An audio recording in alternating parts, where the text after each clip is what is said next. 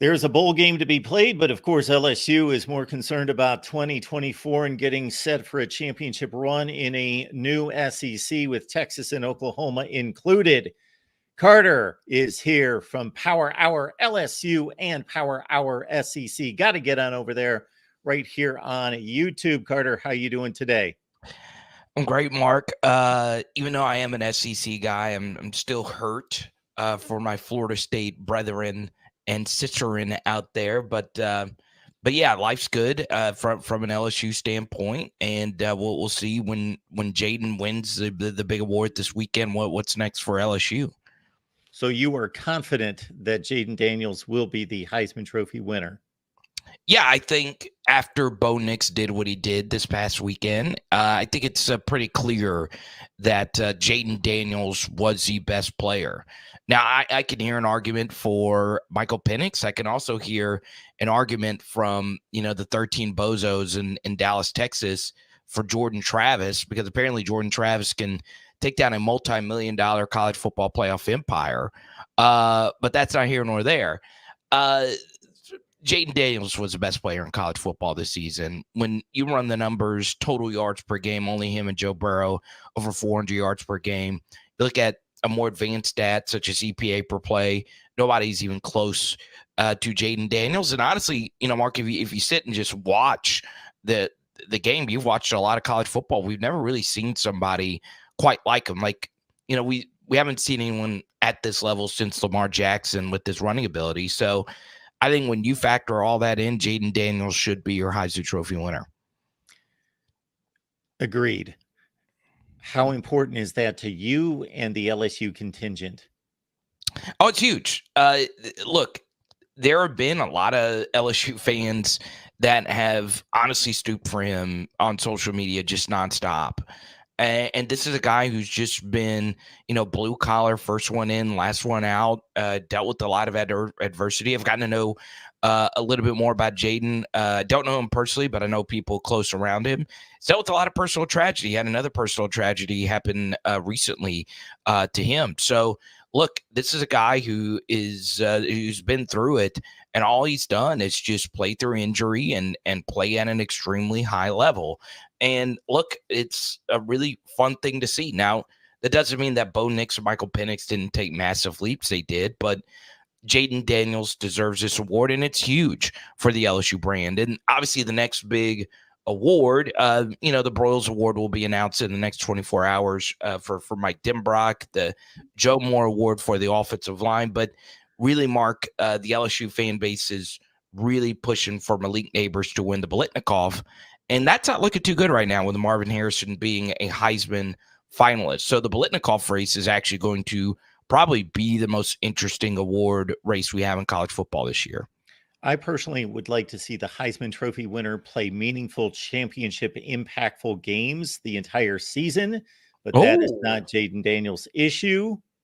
And of course, once he stepped off the field against Alabama, that was out of play. So you think it should be Michael Penix or Bo Nix? No, I said I would prefer that be the case. Okay. But the definition of the award is simply the best player in college football. It has nothing to do with championship pedigree or anything like that. But that's what I would prefer because of the weight on that player and the ability of that player to come through in the clutch. And despite Washington doing a great job in the Pac-12 championship game, they obviously faltered as a team, and Penix did as a player down the stretch against pretty marginal competition. So Jayden Daniels, there is no question he had the best year. Bo Nix was somewhat close in that range, but he had the best year at the most important position. No question about that. And I still believe it's the most prestigious award in all of sports. People remember who wins the Heisman Trophy. You may not remember who wins the NFL MVP, but you remember Heisman Trophy winners. So much change. Yeah, so much change, Carter, in college football for all these teams during the offseason. They can do a complete makeover into 2024. What are you looking for in the transfer portal? Where do you think those needs are? And are we hearing rumblings of anyone connected to LSU? Yeah, I think LSU is very unique in the transfer portal, more so than any other school, Mark, in college football, because there are so many Louisiana natives that don't get recruited by LSU. They go to another school with that chip on their shoulder and they produce. And it's every single year that these guys hop back into the portal and are still interested in coming back to LSU, even though they were overlooked by LSU or they didn't choose LSU at first. So you look at a guy like a Jordan Gilbert. He played high school football on LSU's campus at University High.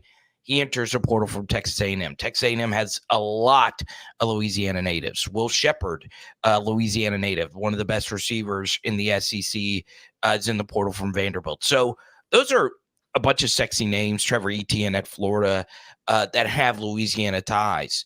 I think the two biggest questions when it comes to the portal is, will LSU get a quarterback out of the portal? Obviously, they are totally 100,000% behind Garrett Nussmeier this next year, but I think they will go pick up another portal quarterback to come in and compete for the backup role or potentially the starter's role. And obviously, Mark, Brian Kelly just got off the podium with the media. He says that he's not yet made any personnel decisions as far as coaching is concerned, right? They're still doing recruiting. They got exit interviews coming up. So he's not yet officially made a coaching change. And there are a lot of LSU fans that want to see a change at the defensive coordinator position. Do you have a personal wish list of quarterbacks based on who's available now or who you anticipate to be available? Or do you know of anyone that has connections to LSU that might be visiting? Yeah, Mark. MJ Morris, the NC State quarterback who created quite a bit of controversy for quitting on Mississippi State. I'd say Mississippi State, NC State, which is what he did. He's out there, and obviously he's very talented. And I'm very open to him coming into the room. He gives you a little bit more of a dual thread option as a QB, but honestly, Mark, there are so many good portal quarterbacks that are out there. I think every team should be trying to improve their quarterback room via the portal, right? We've seen the best quarterbacks in college football be transfer portal quarterbacks. And I hate bringing up the Florida State thing again, but who your backup quarterback is apparently matters a whole F a lot. So, I mean, if there's any team out there and they see the names that are in the transfer portal, it is crazy to not kick the tires on it at the very least. So I think LSU is going to be very active in the transfer portal for a QB, but I think every team honestly is, Mark, at this point. There could have been an argument made going into this season that KJ Jefferson was in the range of a Jayden Daniels. They obviously separated in regards to the seasons they had, but you've seen a lot of KJ Jefferson, I'm sure. What are your thoughts about him in particular? Yeah, I'm a huge KJ Jefferson fan. Huge. To the point where, on my LSU channel, they were like, "Wait, is there something wrong with you? Why do you like this guy so much?" Because not this year, but the year before, he had a 70-plus QBR versus every Power 5 team he played. That is really hard to do at a school like Arkansas. And this past year, the offense changed, which wasn't good for him. The offensive line was worse in the SEC. And the skill position guys were constantly hurt. The guys that actually were good and proven, right? So I think KJ could fit at a lot of different schools. I'm not sure if LSU is where he wants to go because Garrett Nussmeier has a good shot at beating him out, and he doesn't want a Spencer Sanders situation to happen. But I think he's a big-time starter. I think there are a lot of different schools that he could go to and play right away and be successful. A lot of the elite programs outside the SEC kind of button up their recruiting classes early and then just hold on for dear life and try to bring it home. But it seems like there is more drama typically in the SEC and fights over players to the end. What is the mad rush for LSU in regards to any particular targets that are out there that are going to be key in making this class as good as it can be? Yeah, we go back to Texas A&M, right? Not only do they fire Jimbo Fisher, Elijah Robinson, their ace recruiter goes to Syracuse now. And that was a huge W for LSU. Not only did he go, he went to a school in the North Pole, right? So there are guys that are committed and are being coached by or were coached by Elijah Robinson that are taking a serious look at LSU, and one of those guys is Gabriel Relaford, right? He is from North Louisiana, Shreveport Evangel High School, which has produced a lot of Louisiana players, especially of the 3-star variety, and he is in that 3-star range. He has a great motor, and he's a guy that is trending heavily towards LSU. So, yeah, I mean, there are a lot of Texas A&M commits in particular that LSU is poaching, right? They just got Weston Davis, an offensive lineman that was committed to Texas A&M to flip to LSU. So they're looking at a lot of those commitments and trying to get those guys home. Mike Elko, a good hire?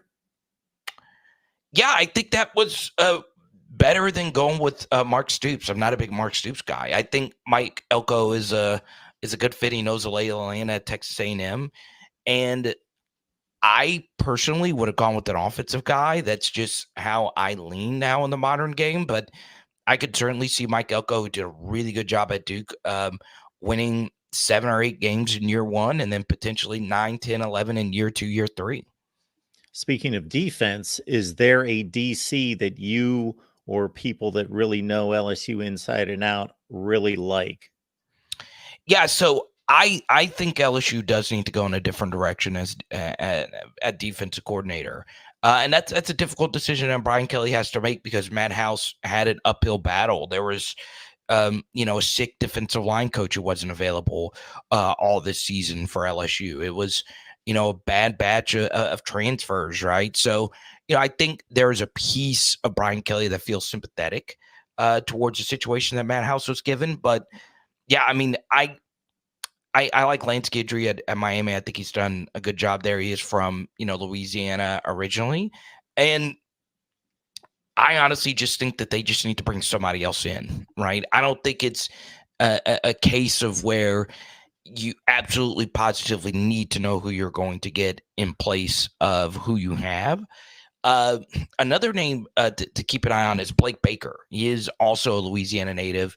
He is a defensive coordinator at at Missouri, and he coached at LSU, and he's coached at Louisiana Tech, and he loves Louisiana. So, look, I could see Blake Baker getting a head coaching job. He did so well this year in Missouri. So there's a lot of names that, honestly, Mark, LSU's a destination job for defensive coordinators, right? So even if there isn't just someone out there that LSU knows for sure would take the job, the point being is LSU is a top 5, top 10 defensive coordinator job. Wherever you are, you at least pick up the phone. So I could see a big name making a pretty drastic switch to come coach on the Bayou. Carter's at Power Hour LSU and Power Hour SEC. It's right here on YouTube, just a click away. Got to check him out. Carter, appreciate you dropping the knowledge for us as always.